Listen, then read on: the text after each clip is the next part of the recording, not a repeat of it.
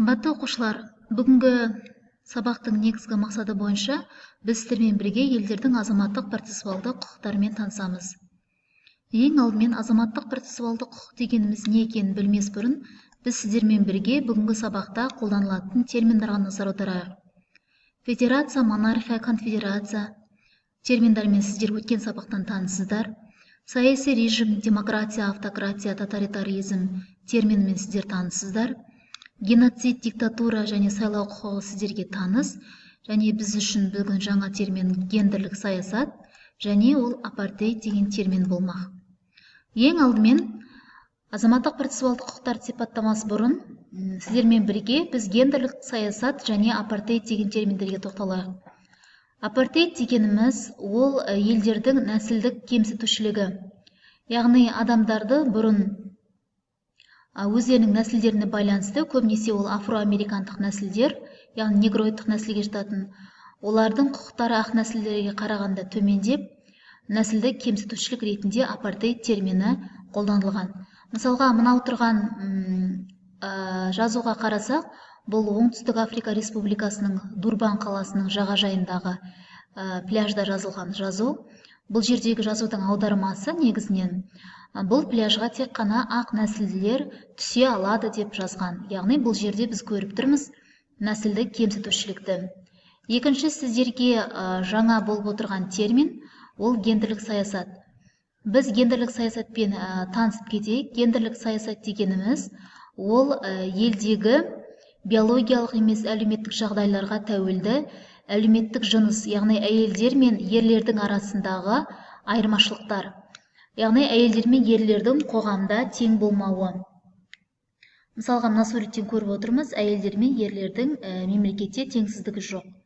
Мысалға, статистикаға сүйенсек, Қазақстандағы 73% педагогтар әйелдер, медицина қызметкерлерінің 87% әйелдер, және бюджеттік сала қызметкерлерінің 60% әйелдер құрайды. Ары қарай саяси режим, яғни азаматтық процессуалды құқық деген терминмен танысу үшін біз 8-ші сыныпта өткен мемлекеттік құрылымы тақырыбын еске түсіреміз. Мемлекеттік құрылымы тақырыбында біз мемлекеттің басқарылуы бойынша оны екіге бөлеміз: республика және монархия деп екіге бөлеміз. Еске түсіреміз.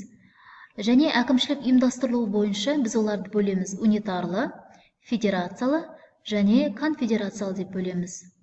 Мысалға, Қазақстан Республикасы республикалық мемлекет, әкімшілік ұйымдастырылуы оның унитарлы. Унитарлы мемлекеттерде әкімшілік аумақтық бірліктер тікелей орталық үкіметке бағынады, ортақ заң жүзінде жүзеге асады. Ал федерациялы мемлекеттерде олар одақ бірлестіктер. Мысалға, мына картаға көз жүгіретін болсақ, унитарлы мемлекеттерге біз айта аламыз Италияны, Францияны айта аламыз, Қазақстанды, Жапонияны айта аламыз және Ұлыбританияны айтуға болады. Ал федерациялы мемлекеттерге ол көршілес Ресейді, Америка құрама штаттарын, Бразилияны, Канаданы және Азиядан Үндістанды атап көрсетуге болады.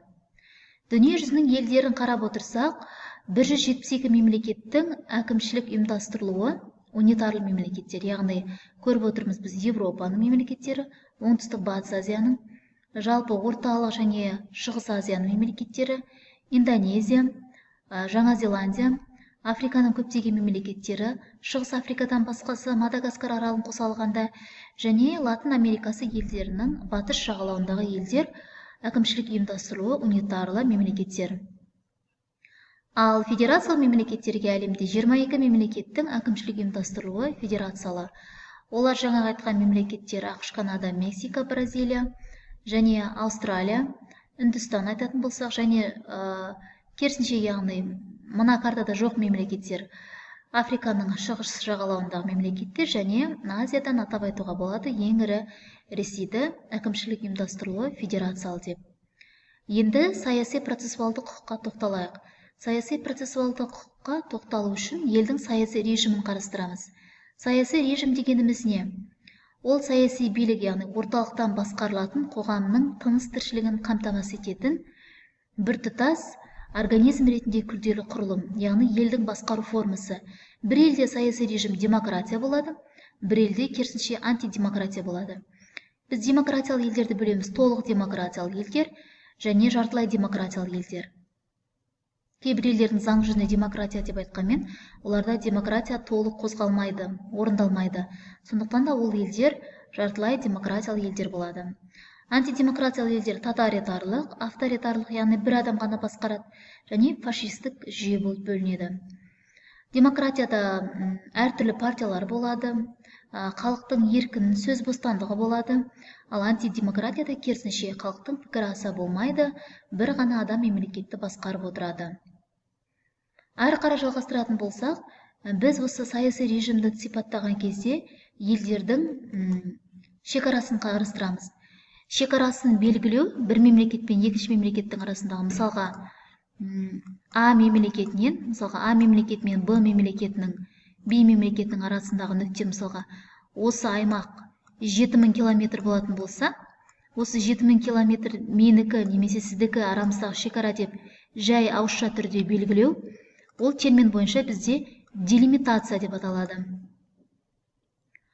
Егер екі елдің шекарасы жаңағы көрсетілген мына шекара заңды түрде бекітіліп, оған құжат дайындалып, мөр басылып, яғни печат басылып, заңды түрде құжат ретінде рәсімделсе, онда ол шекараны демаркациялау деп аталады. Егер мемлекеттің территориясы қандай да бір тау арқылы өтсе, мысалға естеріңізге түсіріңдер, Қытай мен Қазақстанның территориясы жазық емес, көбінесе таулы аймақпен өтеді. Онда тау арқылы өткен шекара сызығын өзен арнасымен немесе біз орография деп атаймыз. Ал егер де екі елдің арасындағы шекара, мысалға мына жерде көріп тұрмыз, Ливияның шекарасы не? Ливияның шекарасы түзу сызықтармен көбінесе бейнеленген, яғни түп-түзу сызықтар арқылы өтсе, онда біз ол сызықты геометрия деп атаймыз. Ары қарай сіздермен бірге әлем елдеріндегі сауаттылық деңгейін анықтаймыз. Мысалға сауаттылық деңгейін қарастыратын болсақ, елде 100% халық деп алсақ, мысалға Қазақстанда 17 миллион халықтың 90%-ға жуығы сауатты болса, 90%-ға жуығы, яғни әріп тани алады, оқыған, тоқыған азаматтар болса, онда Қазақстан толық сауатты ел болып танылады. Картада көріп тұрғанымыздай, Африканың кейбір мемлекеттерінде сауаттылық деңгейі 100% халықтың 35%-дан төменгі 30%, 25% халық қана сауатты. Яғни бұл сауаттылық деңгейі картасынан көре аламыз. Гендерлік саясатта қайтадан еске түсіреміз, яғни әйелдер мен ерлердің теңдігін. Гендерлік саясаттың картасына қарайтын болсақ, бұл жерде әйелдердің зорлық-зомбылықтан қорғалмаған мемлекеттер көбінесе Африканың және оңтүстік батыс Азияның мемлекеттері.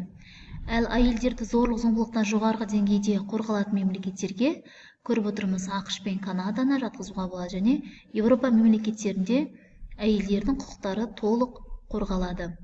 Сонымен сабақтың мақсатына қайтадан ораламыз, яғни азаматтық процессуалдық құқық дегеніміз не? Азаматтық процессуалдық құқық дегеніміз, мына кестеге назар аударамыз. Қазір бұны тапсырма ретінде сіздер өздеріңіз орындайсыздар.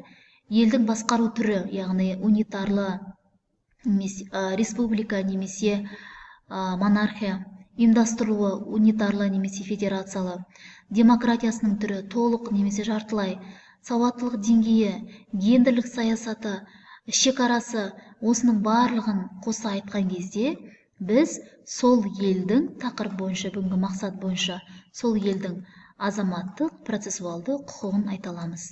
Яғни азаматтық процессуалды құқықтар дегеніміз осы жоғарыда көрсетілген деңгейлер бойынша сипатталады.